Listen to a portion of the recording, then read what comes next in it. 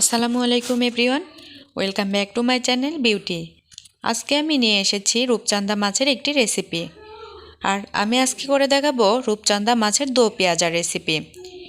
রূপচান্দা মাছ যে কোনোভাবে রান্না করা হোক না কেন, এটি কিন্তু খেতে ভীষণ মজা হয়। আশা করছি আমার আজকের রেসিপিটিও আপনাদের ভালো লাগবে। আমি এখানে দুটো রূপচান্দা মাছ নিয়ে নিয়েছি। মাছগুলোকে আমি কেটে ধুয়ে পরিষ্কার করে নিয়েছি। দেখুন কিভাবে আমি কেটেছি। এবার আমি মাঝখান দিয়ে এভাবে করে কেটে নিচ্ছি যাতে মশলাগুলো মাছের গায়ে খুব ভালোভাবে ঢুকে যায়।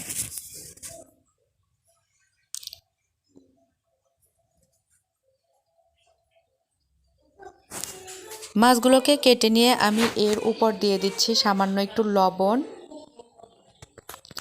শুকনা মরিচের গুঁড়া এবং সামান্য একটু হলুদের গুঁড়া দিয়ে আমি খুব ভালোভাবে মাছ দুটোকে মেখে নিব।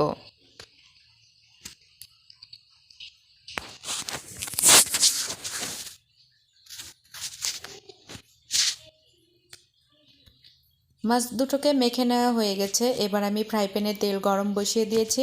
মাছ দুটোকে খুব ভালোভাবে আমি ফ্রাই করে নিব।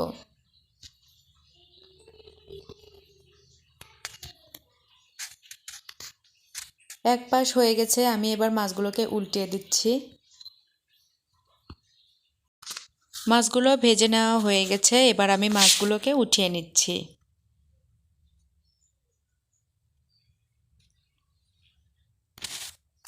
ফ্রাই প্যানে আমি তেল দিয়ে দিচ্ছি এবং দিয়ে দিচ্ছি 1 কাপ পরিমাণ পেঁয়াজ কুচি।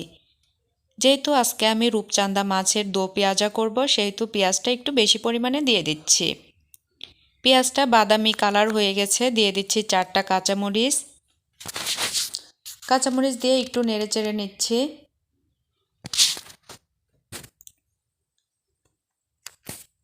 দিয়ে দিচ্ছি আদা বাটা 1/2 চা চামচ, জিরা বাটা 1 চা চামচ, ধনিয়া গুঁড়া 1/2 চা চামচ, শুকনা মরিচের গুঁড়া 1 চা চামচ, হলুদ গুঁড়া 1/2 চা চামচ। সবগুলোকে নেড়েচেড়ে আমি কষিয়ে নিচ্ছি।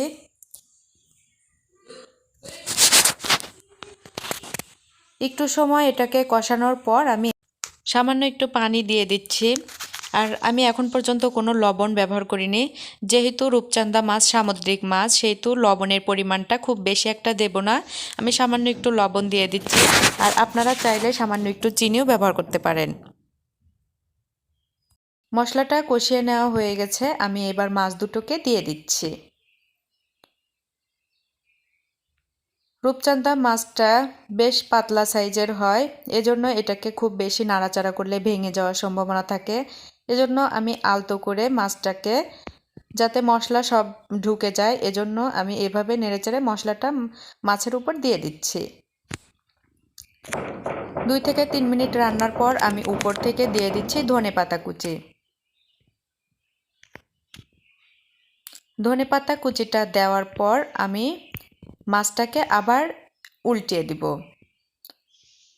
আপনারা এই কাজটা একটু সাবধানে করবেন।